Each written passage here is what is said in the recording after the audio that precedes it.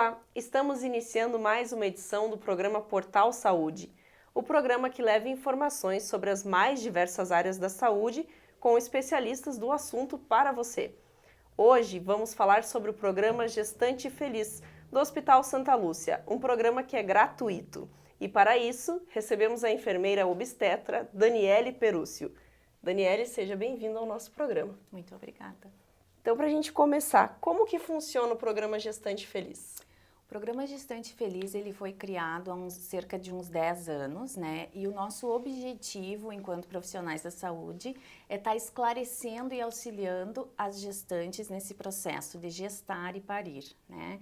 Então, nosso objetivo é acompanhar uma gestação tranquila, né? Oferecer informações para que ela possa gestar de forma tranquila, esclarecer dúvidas, auxiliar nesse processo e já estar esclarecendo algumas dúvidas em relação ao período de parto e puerpério, né? Sim. Parto para ver as opções, cesárea, parto normal, e o puerpério, que são os cuidados, então, imediatamente após o parto, que são as dúvidas relacionadas à amamentação, cuidados com recém-nascido.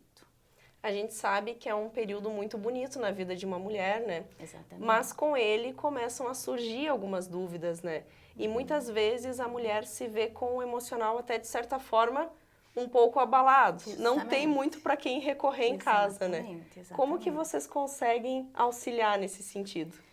A gente vem auxiliando nesse sentido, assim, ó, de muita informação, né? Mas a gente cuida no sentido, assim, ó, de não poluir muito, porque as informações, elas vêm de todos os lados, né? Sim. Algumas informações benéficas, algumas não tanto. Então, o que a gente procura? Fornecer informações científicas, né? Atualizadas, de acordo com o Ministério da Saúde, e aí a gente consegue com que elas se sintam mais acolhidas, consigam colocar em prática esse conhecimento, né? Porque existe muito a parte cultural, Sim. né? O chazinho, né? O umbigueiro que existia, e hoje são umas práticas que a gente não coloca para funcionarem hoje. Então, a gente tenta esclarecer, mostrar o que tem de atual, o que tem de novo, auxiliar, acolher essa mãe, né? Para que ela consiga fazer tudo de uma forma mais tranquila, mais amena.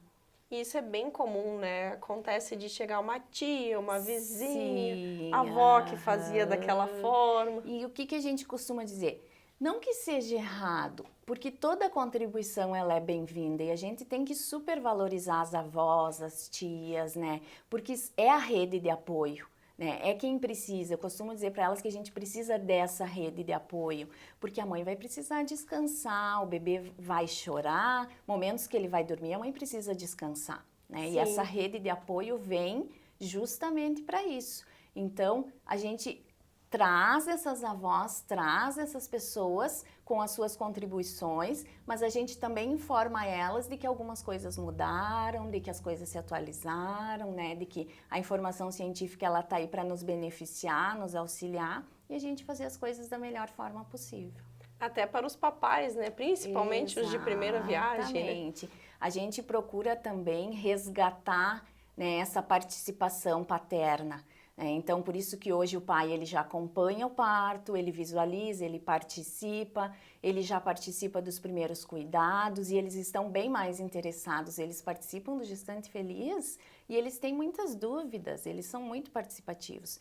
E são eles que vão estar auxiliando essa mãe, né, essa esposa. Sim. Então, eles têm que realmente participar de uma forma bem, já desde o momento de que se iniciou a gestação, já participando de todo esse processo. É bem natural, né? Durante esse período de 9 meses, acontecem muitas transformações no corpo e com elas vem toda a questão emocional, né? Não é só físico. Exatamente. Como que as gestantes são orientadas a passar de uma forma mais tranquila por todo esse período? A gente costuma fazer sempre uma troca de experiência, uma roda de conversa, né? Ah, legal. Entre puérperas e gestantes. A gente sempre faz no último encontro do ano, que é em dezembro, e no primeiro encontro do ano, que é em janeiro, né, para finalizar e para iniciar. Então, o que a gente faz? Essa troca de experiência, ela proporciona, porque eu costumo dizer assim que as dúvidas, elas são as mesmas. As incertezas, os medos, as inseguranças, elas são as mesmas. Então a gente procura fazer isso de uma forma com que elas consigam trocar ideias, né? Porque a mudança hormonal após o parto, ela é muito brusca. Muda durante a gestação, mas após o nascimento muda muito também. Tem de novo, né? Exatamente. É um boom de hormônios, tem toda a questão, né, da preocupação que a gente tem com que essa mãe não venha a desenvolver uma depressão pós-parto. Então a gente mostra para elas que é natural ter medo, que é natural ter insegurança, né, que você não vai ser menos mãe de precisar dar um pouquinho de fórmula até o teu leite descer, né? Então a gente faz todo esse apoio psicológico, faz aquela consultoria de amamentação, orientações de amamentação para que essa mãe consiga, né, estabelecer o vínculo e a amamentação com seu recém-nascido, com seu filho. Então a gente faz todo esse processo para que ela se sinta melhor e consiga exercer a sua maternidade de forma mais tranquila. Hoje, quais seriam as principais dúvidas que chegam até vocês, Daniele? Parto e amamentação. Cuidados com recém-nascido. Essas são as, assim, ó, por isso que a gente vem hoje transformando, mudando um pouquinho a gestante e abordando mais sobre parto mesmo, né? Trabalho de parto, dúvidas em relação ao parto, cuidados no pós-parto, que é o período puerperal, e aí a amamentação e os cuidados com recém-nascidos. São as dúvidas mais frequentes e as que a gente mais tem público, né? Sim. Claro que existem assuntos que também são importantes tu abordar, mas a gente percebe que o público maior é em relação ao parto, nascimento, cuidados com recém-nascido e amamentação. É quando enche o curso. Exatamente. Até a gente tem, a respeito de parto, muitas histórias, né, que sempre se escuta. Muitas de formas traumáticas, né, e outras que são partos bem positivos. Como que blindar um pouco essas informações ou então decidir mesmo que tipo de parto escolher? Eu acho que nesse sentido que vem para auxiliar e beneficiar e auxiliar nesse processo de decisão de parto mesmo é o conhecimento, né? Sim. Porque a cultura ela nos mostra que antigamente os partos eram um pouco mais sofridos, né? Algumas coisas aconteciam em virtude da falta de conhecimento, da parte científica, né? Então se faltava um pouco disso. Hoje a gente consegue saber mais, ter mais conhecimento, buscar o que é correto, o que é científico, o que é comprovado para poder estar fazendo com as nossas pacientes, as nossas gestantes. Então eu acho que isso vem tirar um pouco desse lado traumático e é isso que a gente procura resgatar, né? Sim. A cesárea ela foi criada e veio para auxiliar nesse processo, né, de não sofrer, né, da paciente não sofrer no parto. Veio a cesárea para beneficiar. Porém, a gente percebe que as pacientes acham que fazendo cesárea elas não vão sofrer nada. Muito pelo contrário. Sim. Cada organismo responde de uma forma. Você pode ter um parto difícil tanto normal quanto cesárea, né? Então a gente procura através do conhecimento mostrar isso para a paciente, que existem as duas possibilidades, né? E que cada corpo responde de uma forma e que é claro que se o médico visualizar que essa paciente, o médico, a enfermeira, os técnicos, enfim, toda a equipe visualizar que essa paciente não está conseguindo progredir no seu trabalho de parto, né? Aí a gente tem que partir para outras opções que venham a não prejudicar esse bebê e essa mamãe. Hoje, com toda a informação, é bem mais tranquilo das gestantes fazerem o pré-natal corretamente e chegarem até o final da gestação de uma forma saudável, né? Com certeza. Quais são as principais dicas nesse sentido? Principal dica que a gente sempre dá é aquele preparo, né? Tu te organizar, tu já fazer uma consulta de planejamento com o obstetra antes de tu pensou em engravidar, já faz uma consulta. Já vai ao médico. Um plano, né? Porque aí já começa com a medicação específica, suporte de medicação de ácido fólico, enfim, as medicações que os médicos geralmente usam. Começa a planejar, fazer o seu pré-natal desde o início, acompanhar com todos os exames que são preconizados pelo Ministério da Saúde, né? Fazer tudo certinho, uma alimentação adequada, prática de exercício físico, né? Tá calma, tranquila, procurar se preparar para que essa gestação seja o mais tranquilo possível e venha a ter um parto da mesma forma. Até nesse sentido da própria alimentação, né, Daniele? A gente sabe que, às Isso. vezes, a mãe vai por aquele caminho mais natural, mas ela também tem que ter um certo cuidado, né? No sentido de algumas ervas, chás não são recomendados, né? Exatamente, por isso é sempre importante o acompanhamento, né, de um profissional especializado, uma nutricionista, orientações médicas também. Tem alguns chás que realmente não podem ser usados durante a gestação, alguns alimentos também, né, que influenciam aí em mudança de pressão arterial, Sim. né, quem tem propensão ao diabetes. Então, tudo tem que ter ponderar, né, para que não tenha alguma intercorrência que não seja bem-vinda durante a gestação. Correr da forma mais natural Mais possível, natural né? possível, exatamente. E dentro disso a gente tem uma boa novidade, né? Que é um novo espaço, então, que o Hospital Santa Lúcia está organizando para o parto humanizado. Isso, é. A gente vem readequando alguns pontos, né? No sentido de oferecer para as nossas pacientes um cuidado mais humanizado. O que a gente pensa quando se fala em parto humanizado? Existem as duas vias de parto, a via vaginal, o parto normal, e o parto cesárea. O que vem ser o humanizado? É tu resgatar, né, aquele cuidado com a gestante, não medicalizar tanto, Sim. né? Porque a gente vai fazer um parto hospitalar, mas a gente não precisa fazer tantas intervenções, né? Sim. Então, tu consegue trazer algumas medidas de alívio da dor para que essa paciente consiga fazer o seu parto de forma mais tranquila e a gente não precisar lançar mão de ocitocina, né? De algumas coisas que no momento não são preciso. Na verdade, assim, se a gente vê que o parto ele não está progredindo da forma como esperado, algumas intervenções são necessárias e aí o médico vai nos orientando, né? A gente Sim. vai conduzindo da melhor forma possível. Mas se a gente vê que essa paciente está respondendo às manobras, então a gente vai com esse parto sem intervenções até que se consiga, né, ocorrer da forma mais tranquila. Esse espaço ele vem para agregar no sentido de que a gente vai poder fazer parto na água, né, vai poder ter aquele parto menos doloroso, o espaço mais assim tranquilo, que ofereça a tranquilidade para a paciente, uma luz menos forte, né? A água que proporciona o relaxamento muscular, para que ela consiga ficar tranquila. E é aí que a gente vem trabalhando para que ela consiga ter esse seu parto com menos intervenções possíveis. É todo um novo ambiente, na verdade, Um novo né? ambiente, proporcionar um novo ambiente para que isso ocorra da melhor forma possível, com menos intervenção possível, né? Exercícios na bola, caminhada, barra, né? Agachamento. Vai aliviando a dor, ela vai ficando verticalizada e aí a gente consegue com que esse neném encaixe, vá descendo, né? As contrações vão se intensificando e aí a gente não precisa lançar mão de tantas intervenções, tanta medicalização. A gente sabe que hoje, cada vez mais, tem se falado do parto humanizado.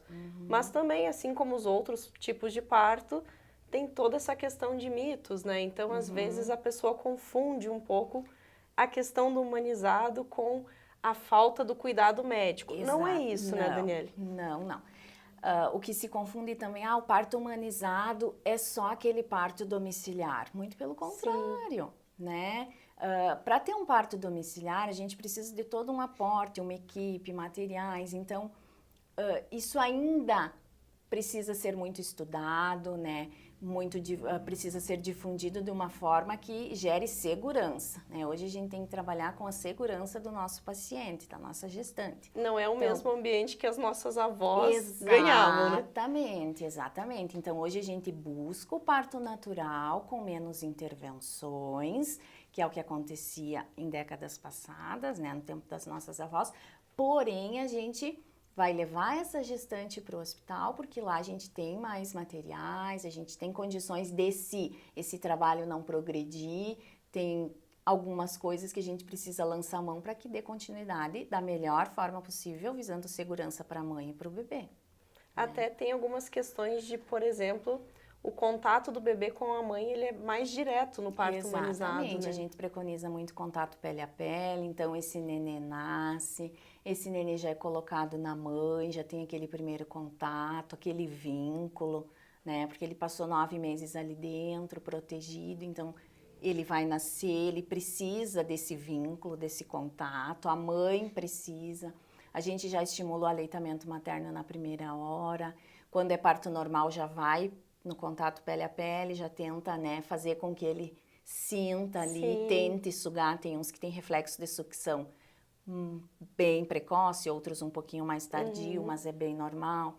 Cesárea, a gente faz esse contato com a mãe também, o pai fica junto, né? Depois a gente leva para amamentar na sala de recuperação. Então a gente já tem toda essa preocupação de estar criando esse vínculo, estimulando esse vínculo com a mãe. Às vezes o neném não suga no primeiro momento, mas ele vai ter aquele vínculo pelo menos, né? A gente vai estar proporcionando com que a mãe e o bebê já tenham aquele primeiro vínculo, aquele primeiro contato. E isso às vezes assusta a mãe, né? Já fica com aquele receio de que não vai conseguir, de repente. Exatamente. E aí a gente orienta que não, né? Que ela vai conseguir, cada criança tem seu tempo, tem uns que o reflexo de sucção é muito rápido, Sim. né? Outros já é um pouquinho mais lento, eles têm uma reserva, então até essa reserva ir diminuindo gradativamente, às vezes não vai querer mamar.